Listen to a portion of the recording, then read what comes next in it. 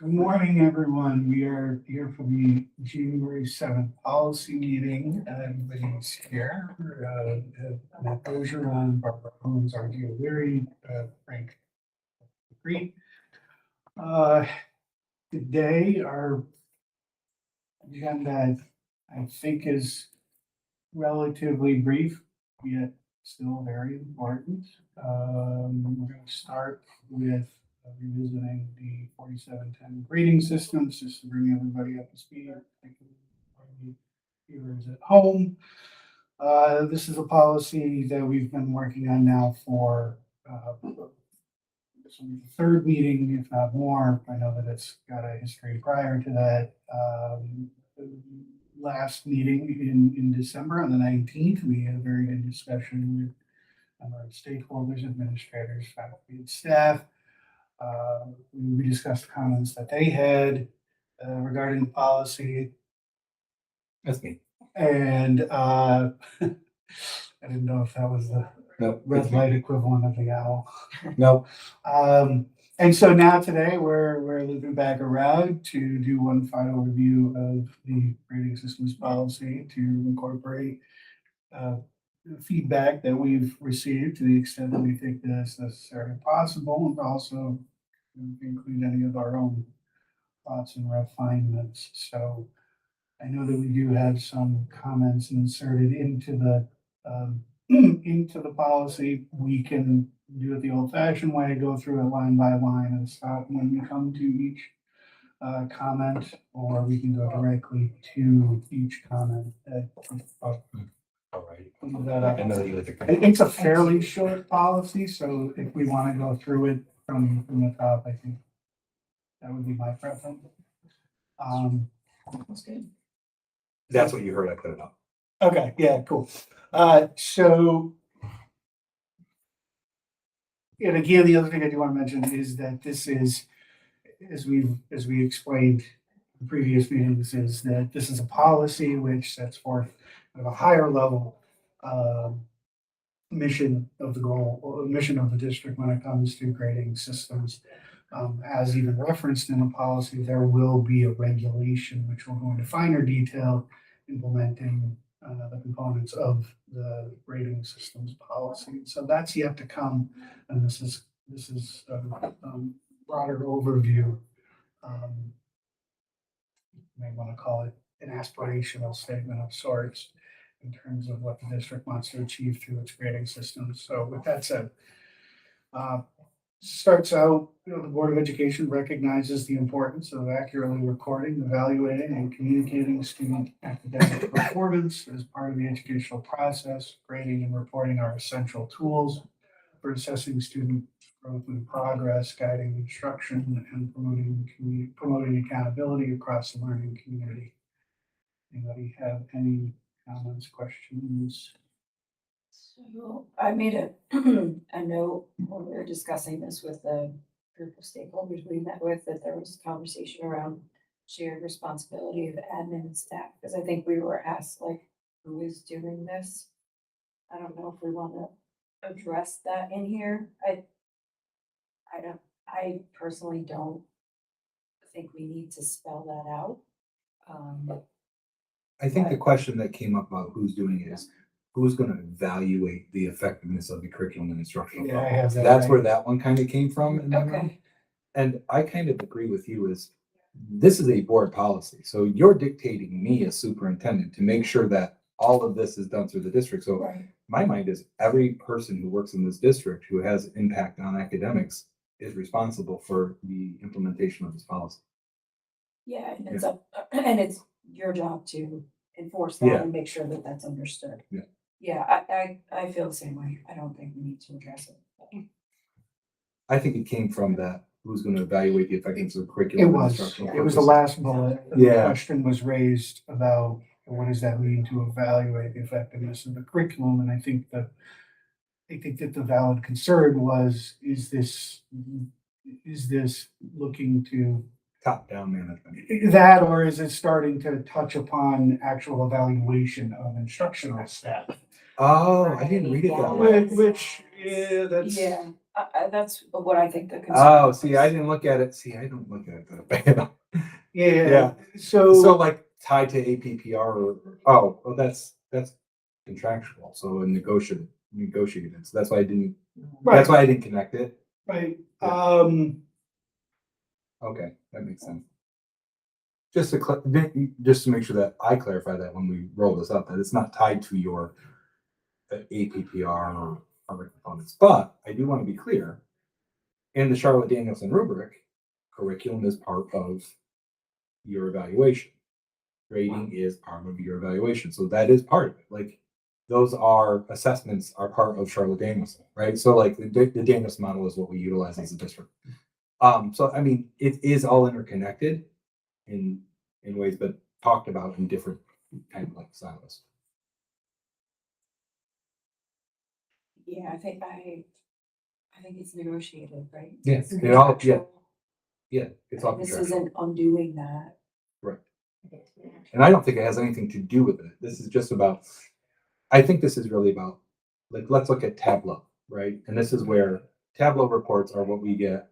And it breaks down all of the state assessments or all the assessments, or we use Common Lit for English, or we use STAR exams. Those are grades, right? In a sense of form, that's an assessment or data grade. And that tells us how we're doing and how the curriculum's doing. So that's the idea of this, right? How's that instructional program? If we're getting the assessments or grade back, formative or summative assessments, right?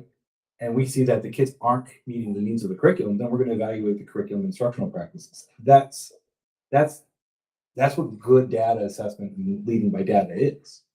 So that's really what this is. That's my understanding of that. Okay, I don't think it requires changes. Yeah, I just wanted to make sure Nope. if we, as we're discussing, we're addressing like, comments that we heard. Yep, I think that's a great, I think we should. Okay. Yeah. 100%. yeah, I can tend to agree with you. There's nothing here in the policy that can supersede what has been or needs to be collectively bargained. So I think in the context, when it says evaluate the effectiveness of curriculum instructional programs, that's solely from an institutional standpoint, not an individual standpoint of are individual educators effective in what it is that they're doing. So, I did not pick up on that until just now. yeah, I'm glad the comment was made though. yeah, It's after that- I chewed on it a bit, I think that may have been where the concern was. Okay, so, I jumped ahead, sorry. no, it's okay, it's so second paragraph, unless there's anything else on the first. The Voorheesville Central School District values the development of all students as learners and is committed to creating a grading and reporting system that reflects both achievement and the process of learning. The district's approach for assessment and grade reporting is designed to, and we'll get to those in a minute. I think this might be one of multiple instances where I raise this because, you know, I know it can be a very, it can be a topic that creates some lively discussion, but I know that some time was spent talking about, you know, how sometimes grades do not reflect effort. Or there was a discussion of effort in terms of, you know, certainly, for example, if you're going from a 20 to a 60, objectively, the 60 number is not the best, but the 20 to the 40 to 40 point jump is certainly a reflection of effort. So I don't know if I'm splitting a hair here. I just thought it might be worth discussing when we say a system that reflects, you know, effort achievement in the process of learning, or, you know, I don't know, talk to me about whether you think effort is assumed within this. I think process of learning is part of effort. Right. Right? You can't, so if I'm given a book and I'm told to read 3 chapters, Yeah. right?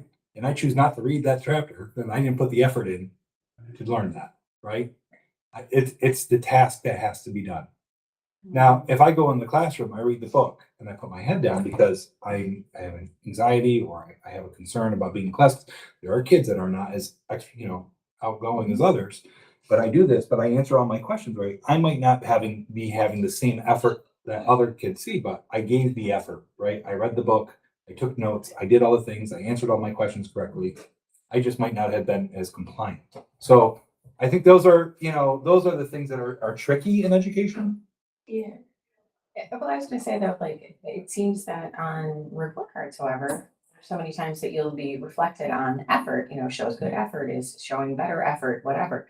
So I mean, like, that is a word though that we're using often. Yeah, but do you remember what happened? And I thought that was Yeah. very good, is that there was an organic conversation around the table Yeah. about changing report card comments and about having those conversations about, well, if we're going to do this, then how do we actually give effective feedback? And what does effective feedback?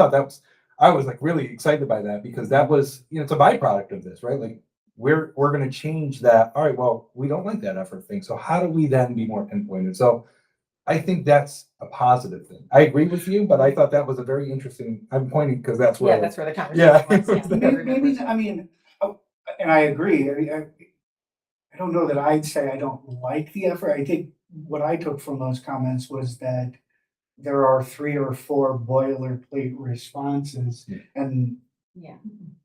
collect effort, Mm-hmm. everybody, Yeah. so maybe I think that the overuse of the term has maybe diluted it. But if you're, Go 2 paragraphs down. Grades serve as an indicator of achievement, effort, and Oh, so it's development there already. within each course or subject area. So like when we met as a group, I think I misspoke at one point, and said we're not supposed to consider effort. And then I looked at this and was like, oh, well, we have it in Yeah. here. So like I'm not sure that's a good, where we are. yeah. So I think this is where I think teachers struggle. This is why I think it's going to be so important with the regulation where the people talk and they norm their values and they discuss those components because effort is a component of education, Yeah. right? Now, do you grade for effort or is effort already built into the grade itself, right? I'm going to study for a test. If I do well on the test because I've worked hard or I studied or I organized my notes right, then I got a good grade on the test. Should I get a special grade because I studied hard? I wasn't a kid who had to study in school, right? I never did. Like, I'd be very honest with you. I was like, okay, come in, take the test, do okay. So like, when I had note checks, I failed, right? My note checks were zeros. My homeworks were zeros because I didn't do homework. I'll be very honest. Like I wasn't that kid, but I always did very well on my tests. So it's, there's different people. So, Yeah. but I think effort is something that's there. I just think we have to fine tune. And that really comes down to those department conversations, those teacher conversations of how do you actually grade effort and how is it incorporated within it? Yeah, I am satisfied that it's not only included in process of learning, but it's mentioned specifically below, and I think, upon further thought, don't want to engage in micromanagement, and the more you hammer, that term, it might be seen as that, because like you said, how does an individual teacher, maybe we'll get into that in the regulation, but I think just what I envision the policy saying is that effort needs to be considered. I don't think that it's up to us to say how it's considered and how it's evaluated. That comes down to the instructional Yeah. people saying the quote. I gotta be honest with you.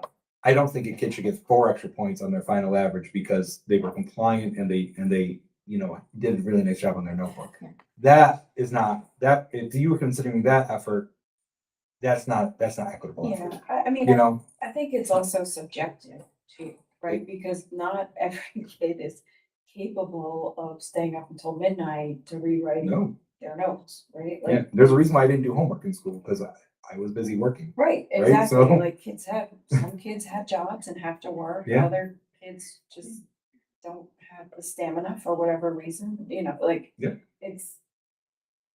But if you put in your best effort, like that's.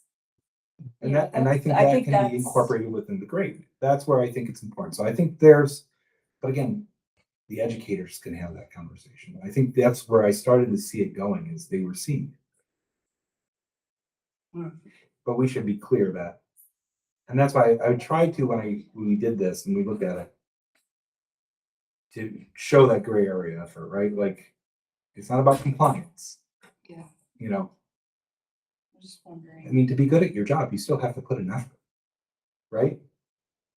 Right. You can't just go in and not, Okay. well, well, you know, but I most of the time, you have to. I'll admit, like, I wing it a lot. Yeah. You know? But But you put in an effort to be able to get to the point to be able to. at some point I did, I Yeah. guess. But I'm just wondering, do we need to say effort above because we have creating a grading and reporting system that reflects both achievement and process of learning? Then below we say achievement, effort, and development. I think it's okay. Yeah, because this is an indicator. Yeah. And up there, we're talking about the system. Okay. So each of the bullets, And I appreciate this conversation because these are the same conversations that have been had across the district too. communicate, so the district's approach to assessment and grade reporting is designed to communicate student achievement and progress clearly to students, parents, guardians, and our other stakeholders. Provide meaningful feedback that supports student reflection, growth, school, self-reflection, goal setting, and academic growth. Encourage and motivate students to engage in their learning and strive for continuous improvement, which is also identify students' academic strengths and areas for additional support and enrichment, and evaluate the effectiveness of curriculum and instructional programs. I know we previously discussed that last bullet, and we think it's fine as is. Any changes or comments about the proceeding forward? Okay. No single method of assessment or reporting serves all purposes equally well. Therefore, the district supports a multifaceted and comprehensive reporting system that aligns with instructional goals, state standards, and developmental needs of students. I didn't have anything. No, I don't think we're good. This, I just had in my notes, I don't. RG, you had said, maybe grading versus, like the grading serves as an indicator of achievement as opposed to grades. I might be incorrect. Yeah, no, because we had that discussion with the group around like, what are we really talking about? Like, are we talking about like grades as a whole or like the process of grading? I think I thought we settled on grades. I think we may have to. Yeah, I don't remember exactly, deciding on grades versus grading. But I think with the second sentence, it makes sense, that to keep it as grades served. And then the second sentence, I think, clears it up of, what is the responsibility of the teacher in the evaluation. So, and I think it's important because not everyone in this room is an educator. There's also different types of grades, right? There's grades that go into the report card grade and the final grade, and there's grades that help the teacher understand how to better help the student, right? Those are those summative grades that they take. Those are the quick questions, the check-ins, the ticket outs, like there's, sometimes teachers will give a quiz and not count that, but that quiz will be able to say, how am I doing? Where are they at their level of curriculum before I get to the benchmark assessment or before I get to their final quiz? So that incorporates that, so all of those things are important.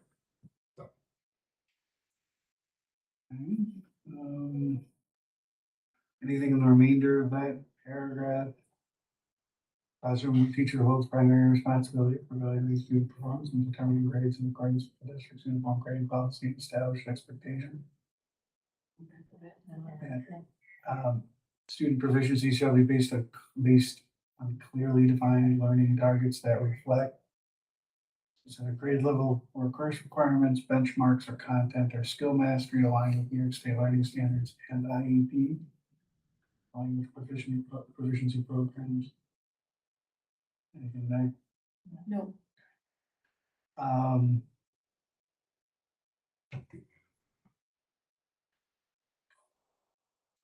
So grading practices. Uh, We jump to. So specific about practices, sports grading practices that serve diverse learners and foster culturally responsive classrooms by emphasizing fairness, clarity, and growth. Grading practices within the school district shall promote the objective assessment of academic mastery, transparent expectations, and student agency. Grades should reflect what students know and are able to do while encouraging perseverance, accountability, and level of learning. Park recognizes that if classroom teachers primarily responsible, teachers will assign grades that are. Unless anyone has anything on mathematically accurate, I know that I think that we had some discussion we had on bias resistant, maybe. I think. Did you have a comment on that, Frank? I took my comment out. We talked about it at the thing. Okay. I do know, Rachel made a pointed comment at the board meeting that I wanted to bring up again. Mhm. Just, she's like, it's very difficult, like, to be able to do this, and she was talking about the fidelity of the grades. And I thought it was, I can't remember the specifics of it, but I remember going, that's a really good comment. I don't know if anyone else remembers that. Yeah, I do. And I think it was in the point of support of understanding, like, it's grades have a lot of bias built into them. So the best that we can do for that. So we're okay with that as is. Yeah. Yeah, I'm good with it as is. I think we talked a Mhm. lot about explicit versus implicit bias. I don't think that merits A spelling distinction. out in the Yeah. policy. I felt comfortable after our meeting to Yeah. remove my thoughts. I'm good with it. Okay. So then the district shall use a uniform grading system at each educational level to ensure consistency and transparency across all schools and departments. I think the only addition we have there is the mention of the regulation. Yeah, and please change shall to will. We're trying to Yeah, get away from Yeah. shalls in our Yeah, I mean, policies. yeah. I got it. Thanks. I don't always catch it, but I'm slowly. Maybe we should make a recommendation of it, but get rid of it too. yeah. Right? No, I mean, seriously. I'm not sure that I quite understand the distinction between the two yet, but They're the same, aren't they? well, there's a school of thought that Okay. they're not, and I'm not an attorney, so. no, I am, and I still don't completely grasp it. Yeah, it will works just fine, I think. Right. Purpose. I think it has to do with something being conditional. Okay, so then assessment criteria. Teachers are expected to clearly communicate grade level or course expectations, the evidence used to verify learning, and the criteria for evaluating evidence. Student assessment and grade reporting shall be based on learning criteria and aligned with following guidelines. One thing that I want to mention here is, and particularly for those at home, one thing that not to put too fine point on it, but one thing, what I find very interesting about this is my understanding is that prior to this, there was either no or very inconsistently applied policy or practice of classroom teacher saying, here's your syllabus, and here's the expectation. I think it was more of a closed door kind of atmosphere. People can do this, or there was an implied expectation, but it wasn't fully clarified or expected. And I certainly don't want it to go unnoticed or unheralded, because the student board member survey was extraordinarily helpful. My recollection is that this was one of the big points, was that students said, listen, I need to know what's expected of me as I head into a class. And the fact that that was a response on a survey leads me to believe that it's not consistent. And I think it was mentioned here, like, Yeah. they said, look, Lisa's worked really hard to make sure that we all do this. Like, so that was that was an indicator to me that the principal came in and said, look, we need to do this as a group because I'm seeing. I think it's gotten better. Yeah. Over the years. There's now more of an expectation that by the time you get to like back to school night, when you go into the teacher's classroom, they're gonna hand you Yeah. basically an outline that covers these things. And so I think parents have started to expect it and kids have Yeah. started, students have started to expect to see that like even before like a back to school night. So I think it has gotten better, but This it will help. should be like a day Yeah, one thing. it absolutely should. And for those who, because it certainly is not the path for all students. Get that and I support it, but for any student who's going on to any kind of additional training, be it a 2 or 4 or some type of formal training, you're gonna get a syllabus. And it's better for you to be accustomed to that and what the expectations are and how they're gonna be laid out.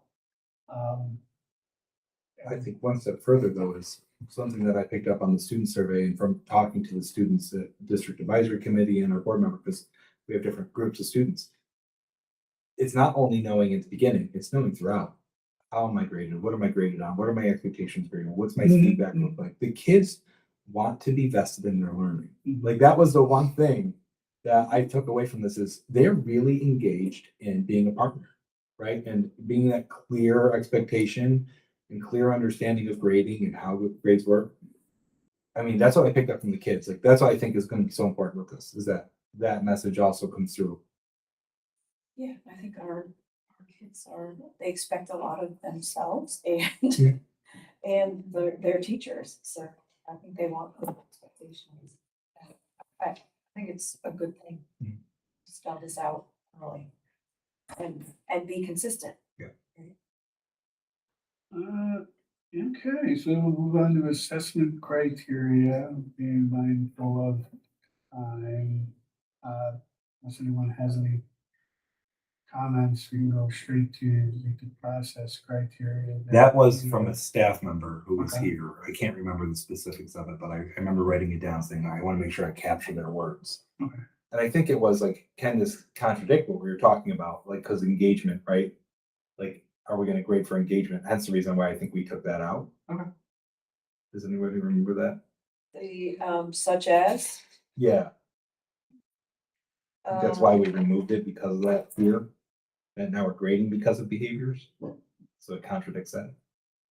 Yeah, I remember there being agreement on just deleting that Mhm. and leaving it more to the discretion of Right. administrators Done. and teachers. I just want Yeah. to make sure that we all agreed on that, but I Yeah, thought, what I had here was comments, eliminate the examples. Yeah. yeah, because I thought that was a really good point that the person brought, pointing to where the person was, because that's me. But they said that like this contradicts some of the policy, it could be seen as that. So I thought that was a very insightful comment. Okay, so reporting, so anything else on the assessment criteria section?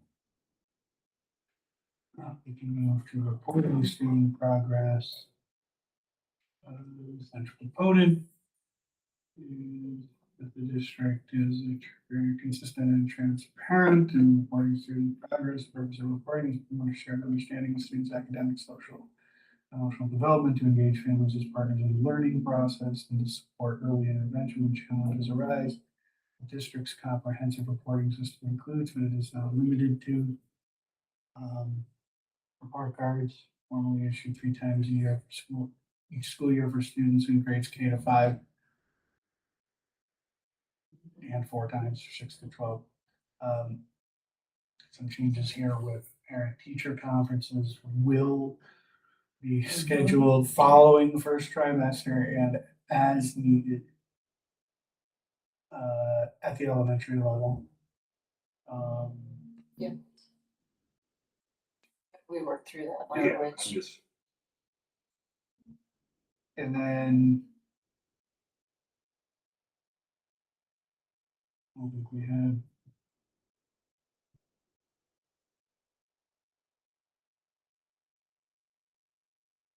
Yeah, I guess I had a comment from before.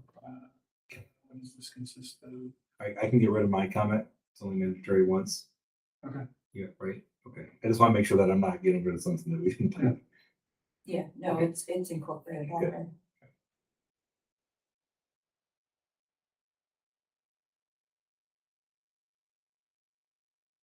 That was your comment regarding the grade book update? Well, I think, so maybe what you're asking is, and I'm gonna. Please, Pleasant. I don't- So like, so the grade book update week 3, right? Yeah. It's September, kids just start. What does that consist of, right? Because like, you may only have one real true grade in there, or 2 grades, so it's not. Is that what you're asking? Like, how does that consist? Because I think that has to be, Yeah, I think let's that go. has to be clarified to parents Makes with the sense. syllabus is like, look, your 3-week update may not be as completely reflective of what your 6-week update will be in comparison to Right. what the 10-week update is, because of where you are within the dissemination of grades or the collection of grades. Is that what you're thinking? I don't know, because now. Because that's what I've seen, Now, right? well, As a that, parent. and now that I look at it, I don't know why I would ask what it consists of, because I look at it regularly. I look at the grade book updates, so Yeah. I But that's- generally know what it consists But of. I know as a parent and being in parent community and listening to parents, that's always been a concern is, A, is my update correct? Are all the grades for the 3-week in there? Because that's been a concern that's been brought up multiple times. And, and I'm not saying anything that is out of turn. We've talked about it before. Yeah. And, is it valid that, after 3 weeks, I'm assessing my child's got a 50 in the class, but that's because they had one class and one test and they didn't do test corrections or they missed it, right? Yeah. So that's where I think this is going to be valid when we talk about it with the regulations. What does that mean? Okay. The supplemental communication,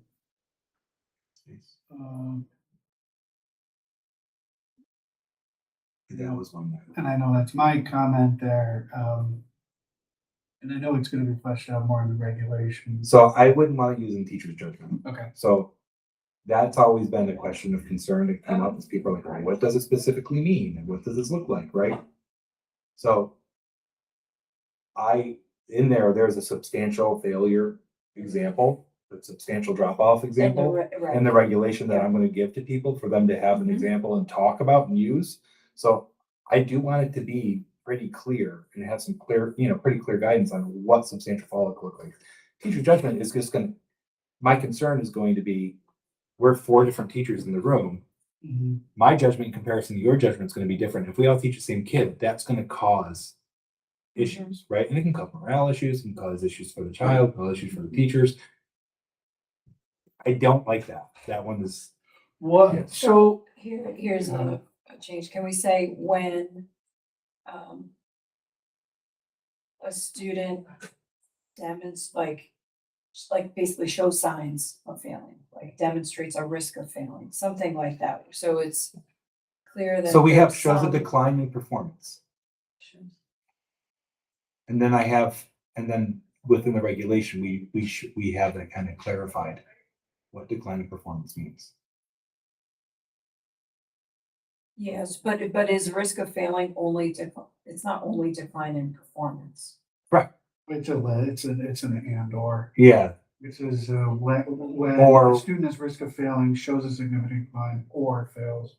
Right, but I'm saying to address like your concern, Matt, about teacher's judgment, should we say when, or when a teachers feel student- appropriate. when like the student demonstrates they are, or trying to think of the way, when there's like a demonstrable, Yeah, well, that's, like build in a standard, right? That which will be you'll in the clarify regulation. in the reg. the reason why I don't want to do teacher judgment is I actually think it puts a teacher at risk, right? Because like, For missing it. well, yeah, right? Like my kid drops off by 3 points or 4 points and I call because I feel like, well, you should have told me, right? That's why I think having, Yeah. That to me goes more to significant decline in performance. Right. Like what's significant? so what were you thinking the language was? Because the regulation has, I'm gonna show you what I was thinking. It's probably easier to show it to you. Again, I have not shopped this around with staff yet. And again, what I bring to you as a recommendation, I really want to be vetted very, very well by all the Mhm. staff and have, some kind of compromise and consensus on what thought processes are here. Like, before I make a decision of what I want to recommend to the board. And then you guys do it. So what about, when a student, shows, or struggling with the Yeah, words, well, shows signs or demonstrates, shows indicators that they are at risk of failing. And then in the reg, you can define what those indicators might be. I don't think it's failing, right? So the failing is one, but then substantial decline. Right, no, Oh. I'm saying like risk of failing being something different than Hmm. decline in performance or failing to submit assignments, right? Like, let's just say a kid only shows up on test day and passes, right? Like, and does fine. Like, is that something that should be communicated or talked about with a parent? Like, I don't know, like, that should Yeah. be discussed. Is that like gonna come from the teacher or staff? But Well, let me be clear, my comment was meant to modify the risk of failure and not the others. So, because when I look at that, it just says notify parents and guardians when a student is at risk of failing. So that's one. Two is shows a significant decline in performance. That's objectively measurable. And will be fleshed out more in the regulation. Or fails to submit major assignments or assessment. That's pretty objective. Yep. It's really, my comment was aimed only at the first one, which is that as currently written, No. to notify parents or guardians when a student is at risk of failing.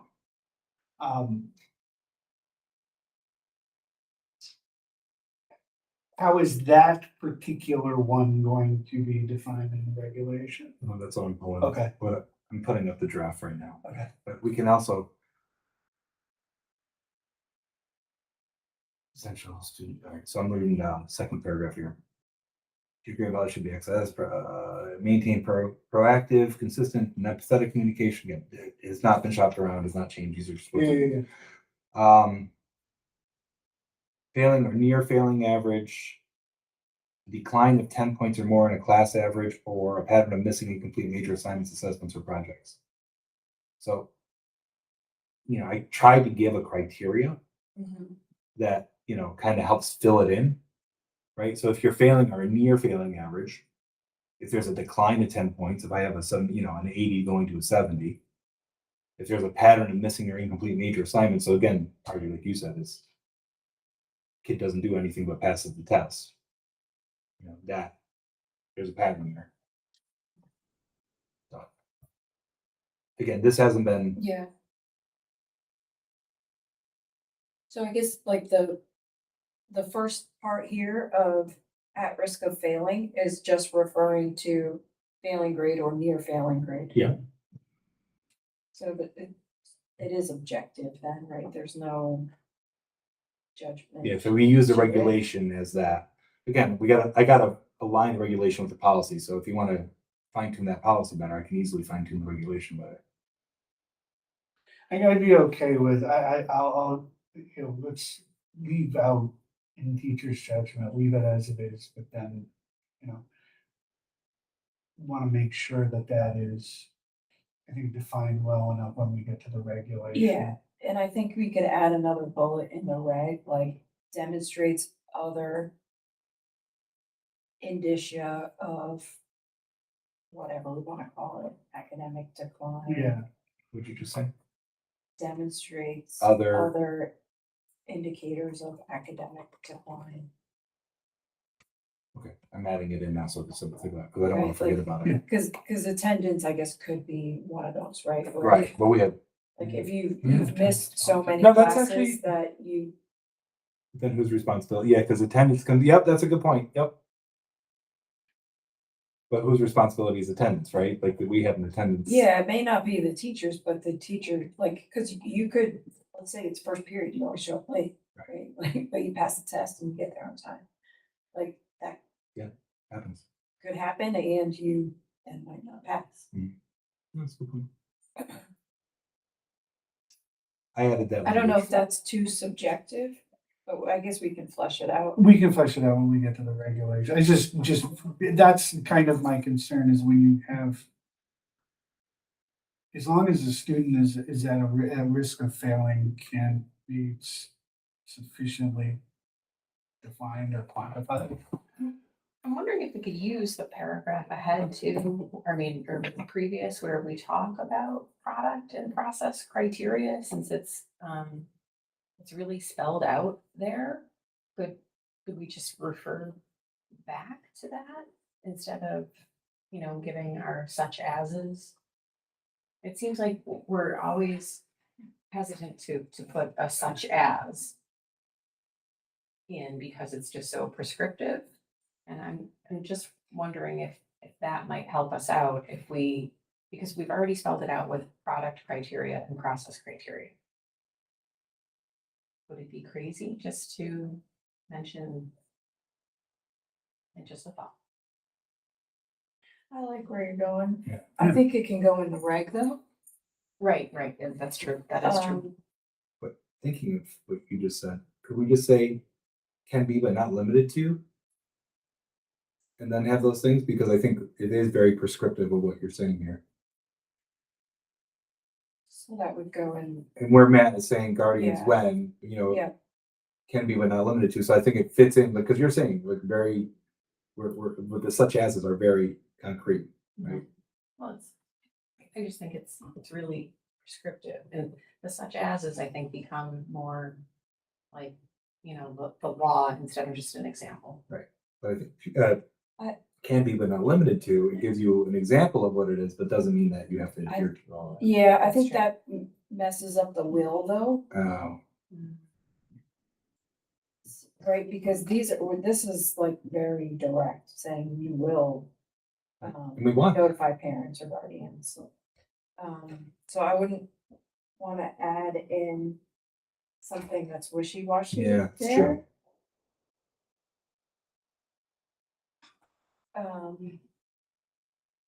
We are taking that in teacher judgment though. Yeah. Yeah. Okay.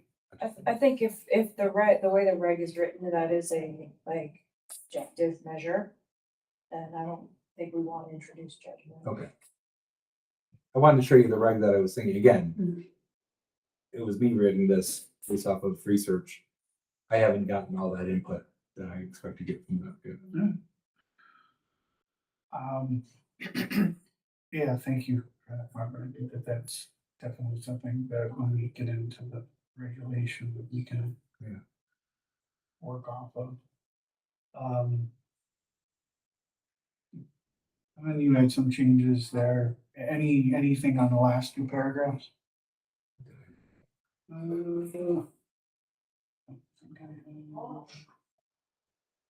So under where we had frequent progress updates, I thought we talked about that. I thought.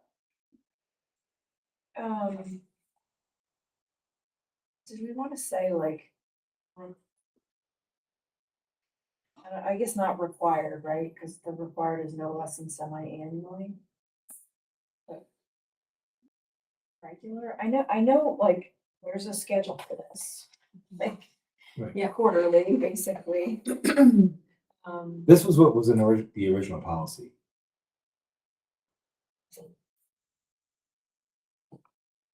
That's why we took that right out. Yeah, let me see.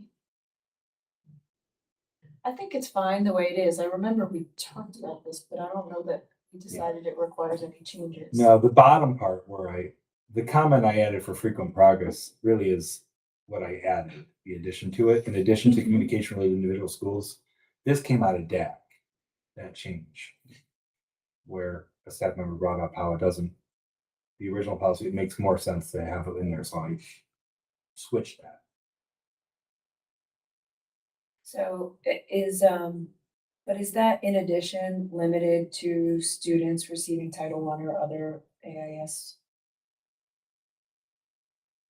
Because I don't think it is, right? Or No, this are is we all saying across the board. more broadly, so I Yeah. think it should be its own Okay. paragraph.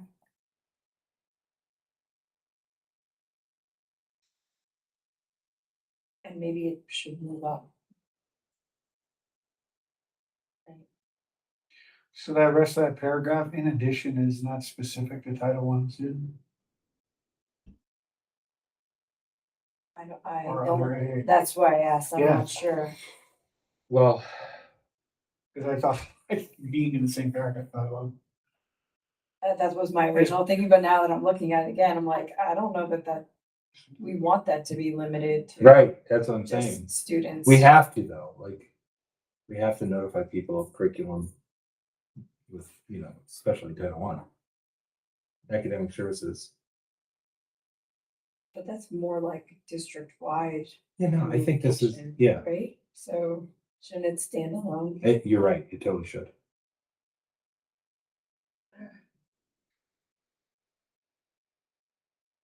And this is trying to build two policies into one. Yeah.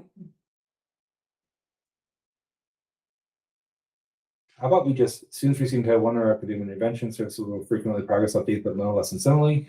The school will regularly advise and inform parents of developments in the curriculum, instructional program, and other concerns as appropriate. I think, why don't we take out in addition to the communication related to Yeah, individual that's what I was students? thinking too. Just make it a new paragraph starting with Right with that. the school, and maybe instead of the school, the district, right? Yeah. Because then it seems, does that happen already or is that going It to? does. think about when we did the reading program or second step or bridges, when we, or science, when the science came out, we were Yeah. talking about the changes. So when big changes in curriculum come, media literacy, And that's typically, and that's done through a very forms. Sometimes it might be newsletters, sometimes it might be board meetings. it could be a different, Yeah, okay. I think it's dependent on the scope of the change. Okay. Right? Of the instruction program. If we're doing a large, the reading program was a huge overhaul of what we did. We talked about that everywhere in every way possible. But if the science program wasn't as big, right? Like they were shifts in curriculum based off of New York State. So, different ways. But I think we do it already. I think so too. Yeah. Okay, this is the last paragraph, or are we, I have been already. Yeah, I think we tweaked Discuss. it already. Yeah, we took out Took out probably, right? promptly and said within a reasonable period of time, whatever circumstances. Okay. And everybody seemed to be comfortable with that Yeah. language. I get it. So are we okay with that, sending it to the board with those changes? Progress reports, the bullet for progress reports, there's no period after parent portal. Last sentence, 4 grades, K-5, just before that. Oh, I see it right there. Yeah. Look at us. This is huge. All right. I like Okay. it. That'll go on the board. Yeah. Okay. So then here's my thought process next. I didn't want to release my thought process and regulation yet until we had a final board approved policy that would guide it, right? Because I didn't know if there was going to be changes as we just talked about, right? My thought process is after this, I disseminate this to staff in a way of saying like, look, we're working as a board, as a school community, develop this as a very positive way of helping kind of relook and have conversations regarding grades. And then the admin team and I have been talking about kind of breaking it up in chunks, because I might take over the assessment component of that and work with the team to look at Regents components and final averages and things like that. So, so that it doesn't become overwhelming. But really have a lot of stakeholder input on this one. Totally fine with that. I would take this cleaned up draft and recirculate it to everybody. I was going to ask that as well. Sorry. I was going to do that today, saying, Yeah. hey, policy committee meeting met. Thank you to everybody who's had input on this. We appreciate it. Here's what we're looking at putting on the board. If there's any questions, please let me know. Yeah, exactly. Yeah, I was going to do that as well. Okay. I'm glad we're all on the same page on that. Yeah, because we've been transparent across the board on it, so why don't we keep it up?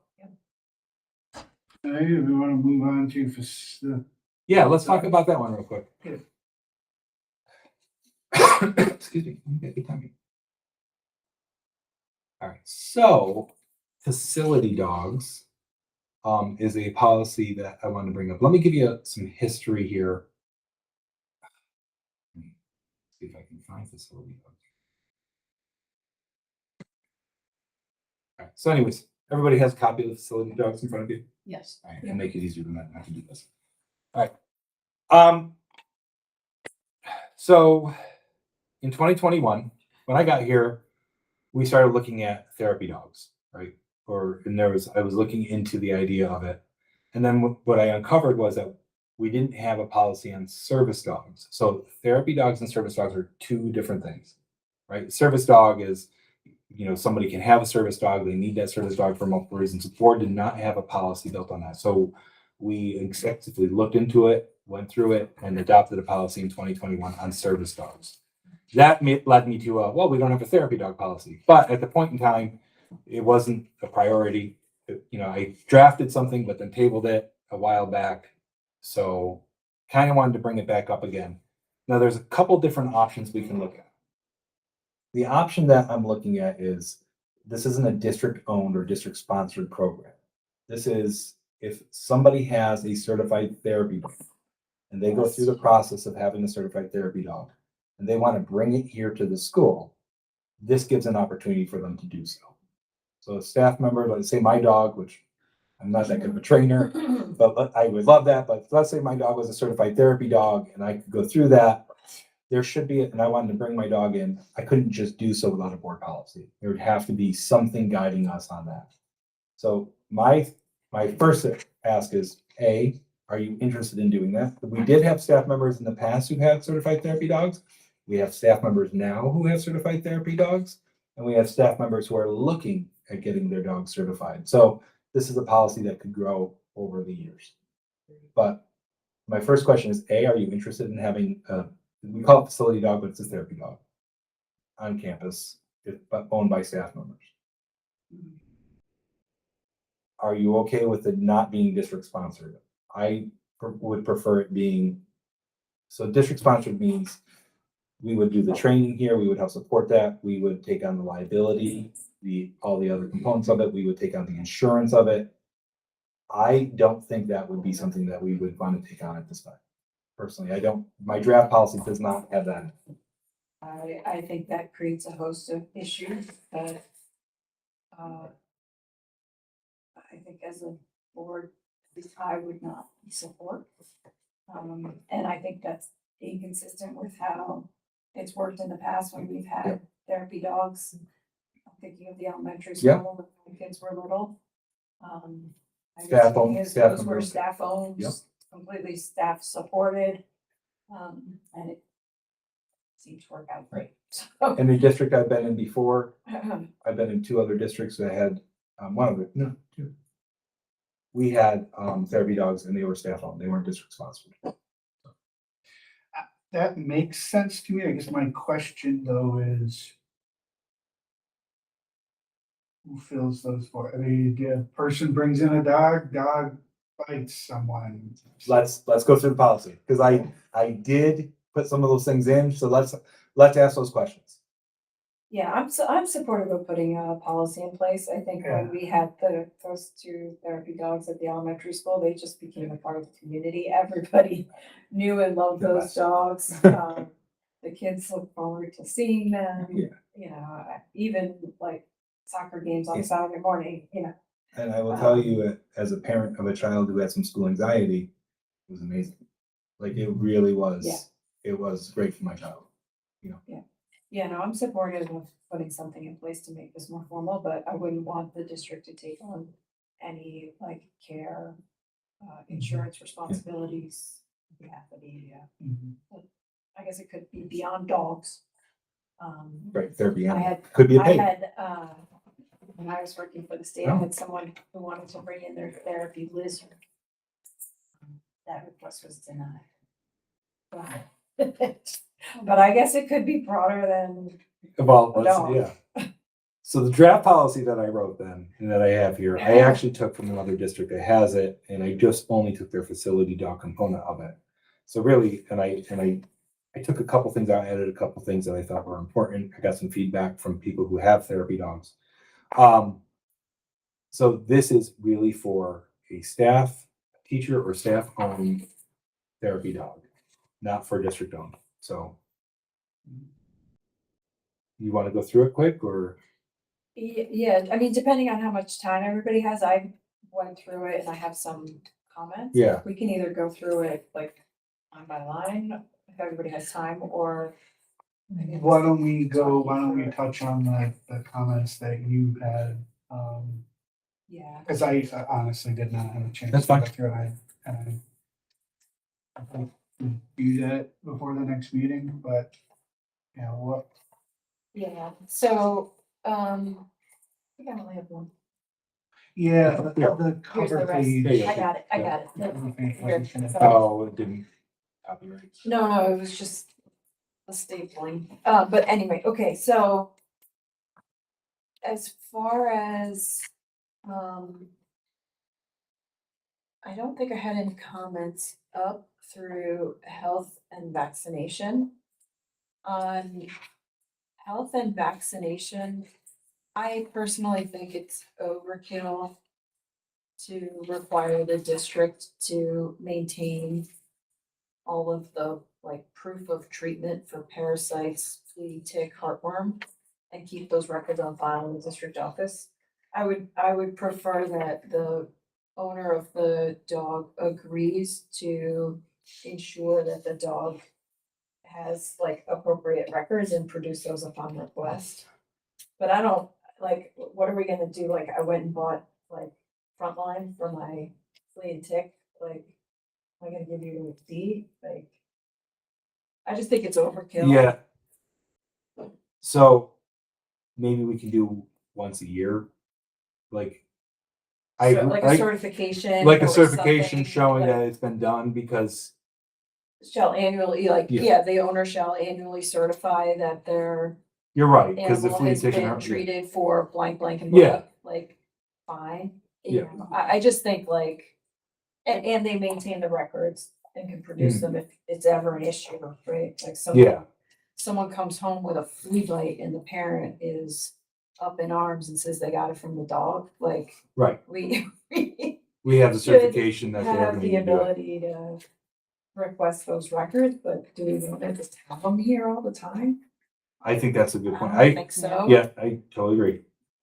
I think you bring up a good point too, like the local licensing authority. I mean, you'd have to produce animals, immunizations, all those things, even to get a license. Right. Right, But we should have their annual immunizations, their annual vaccinations on file. Like that, to me, yearly that needs to be brought in. But I think the tick, because like, in order for me to bring my dog to a campsite, I got to show them the rabies tag, right? I can't just say my dog got rabies vaccinated, right? I have to show it to them. Well, they're wearing it. Well, not always. Sometimes they're not. No. So that's why I think it's important. Like, but having that on file, the immunizations on file, I think that's important, right? The mandated. Yeah, the ones that immunizations. are mandated, but like, I don't know, I just think the others, it's Yeah. too much. Okay, Yep. so, and then, So maintain annual certification, which can be requested as needed. Something yeah, similar like that. like the owner agrees to do all those things and Mhm. make sure their dog is treated. And will annually certify that the dog is in compliance with our requirement that the dog be treated, I'll fix that up. right? Okay, and then, in the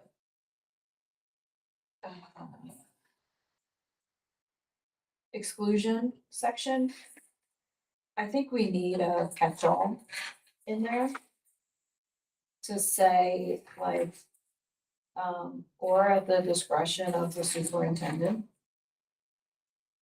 And again, I'm thinking of the parent who says my child is deathly afraid of dogs and can't concentrate when the dog is in the classroom, and it's just not a thing that we want to take on.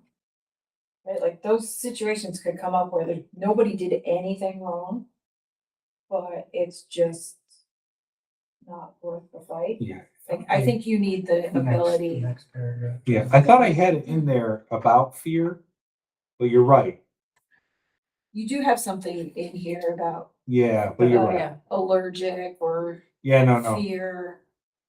What did you say, Archie? So I can. I would just do a 5 period, like 5 Yep. period, or at the discretion of the superintendent.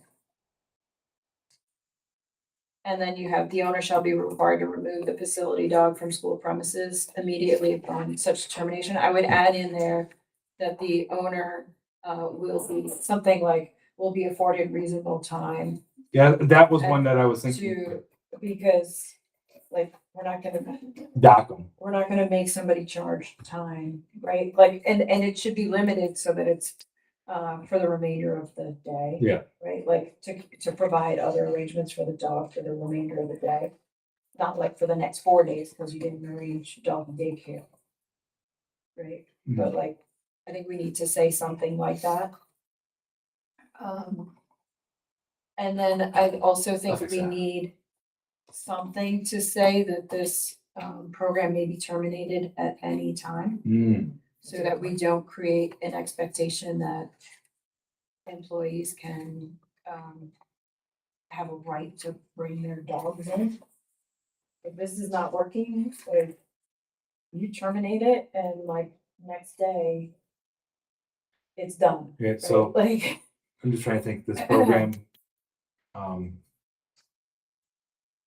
There's no time frame for termination. There's like no 30-day notification. Like, no, I Right. think you need the ability to just say like, we're not doing this anymore, and we didn't create any like expectation or practice that people are allowed to bring their service animals to offices. work.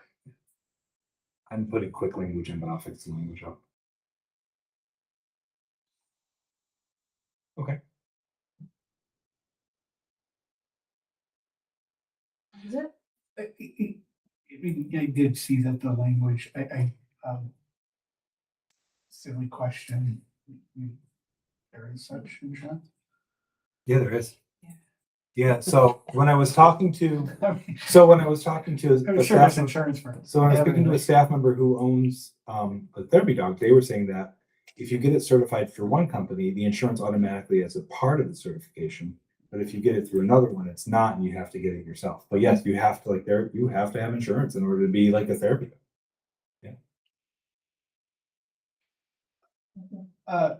And again, these are people that are also when they're getting a therapy dog, they're already taking these dogs to other places, right? These are people who are doing something really good for communities or hospitals or vets or like, I mean, they're already doing it. They want to help provide their services here. Like that's the idea behind it. Yeah.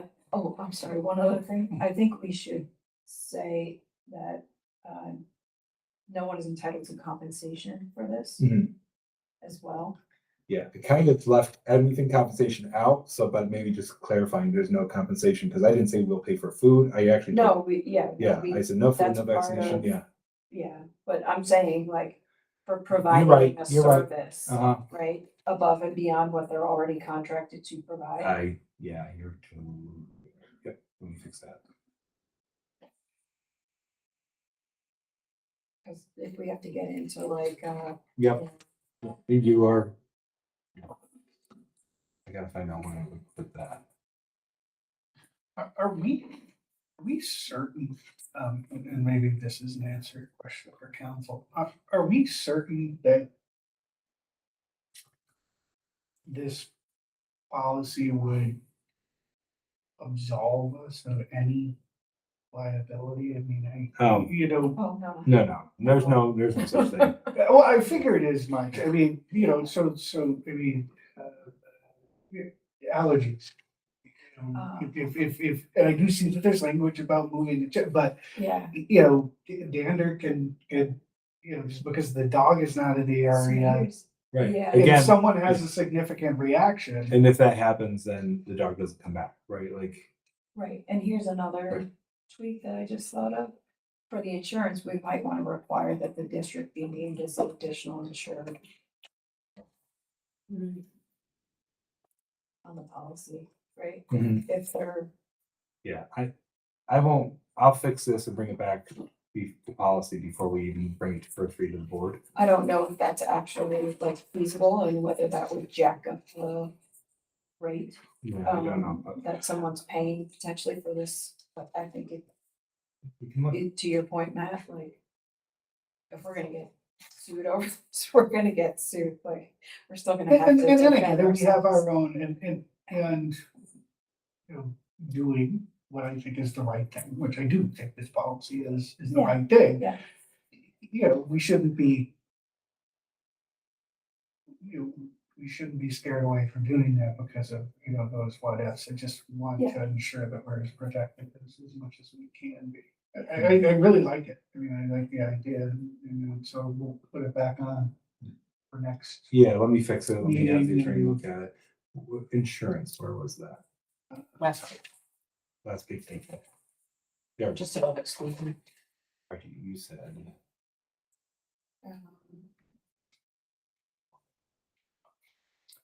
This should The be district. named. Additional Yeah. insured.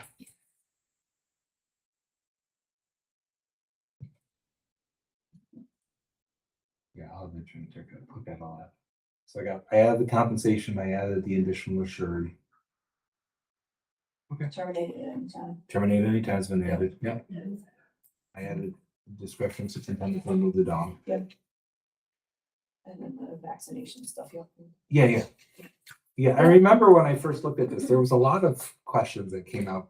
So I didn't think this would be quick. Like I knew there's still a lot to work Yeah. through. That's right. Yeah. I think it's the right thing.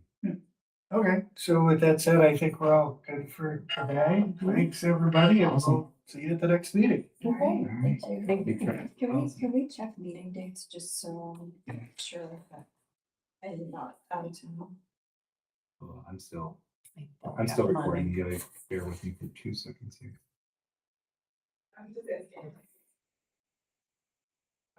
Here.